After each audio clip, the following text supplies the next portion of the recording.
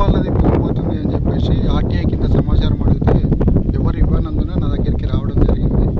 వాళ్ళకి కావాల్సిన సమాచారం ఏంటో నేను ఇప్పించడం జరిగింది. అక్క పొలంలోకి వెళ్ళి దౌర్జన్యంగా రోడ్డు పోస్తున్నారు. వాళ్ళకి వేరే కట్ట మించెళ్ళి దారి ఉంది, కట్ట కిందికి వెళ్ళి దారి ఉంది. అయినా కానీ కావాల్సుకొని దీనికి అక్కకు నోటీసులు ఇవ్వకుండా ఏమి ఇవ్వకుండా దౌర్జన్యంగా ఈ రోడ్డు పోయడం జరిగింది.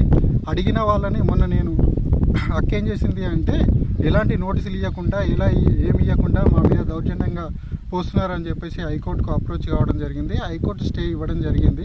అయినా కానీ వీళ్ళు ఆపకుండా రోడ్డు పోస్తుంటే నిన్న నేను వచ్చి కాంట్రాక్టర్ గారికి ఫోన్ చేస్తే అతను ఏమంటాడు అంటే మీరేమన్నా నక్సలైటా అని చెప్పేసి నన్ను బెదిరించడం జరుగుతుంది. ఎవరిని అడిగినా కానీ మీరేమన్నా నక్సలైటా అని చెప్పేసి బెదిరిస్తున్నారు.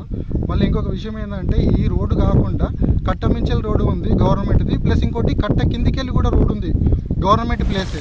అది వేయొచ్చు కదా, అనవసరంగా రైతుల్ని ఇబ్బంది పెట్టడం ఎందుకు, రైతులను ఆగం చేయడం ఎందుకు అని. ఒకవేళ ఇది గవర్నమెంట్ సంబంధించిన భూమి అయితే బాధితురాలు ఇవ్వడానికి సిద్ధంగా ఉంది. కానీ గవర్నమెంట్ ల్యాండ్ ఉండంగా ప్రైవేటు రైతులను అనవసరంగా ఆగం చేసుకుంటూ రైతుల దాంట్లోకి వెళ్ళి తీయడం జరిగింది.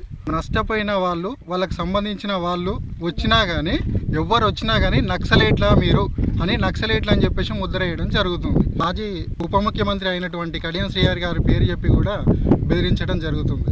ఎమ్మెల్యే గారి పేరు చెప్పుకొని ఇక్కడ పబ్బం గడుపుకుంటున్నారు. ఎమ్మెల్యే గారి పేరు చెప్పే బెదిరించడం జరుగుతుంది. దయచేసి మీరు నాకు టైం ఇస్తే రైతులందరినీ తీసుకొని వచ్చి ఒకసారి మాట్లాడతాను. దయచేసి మీరు మాకు టైం ఇవ్వగలరని కోరుతున్నాను.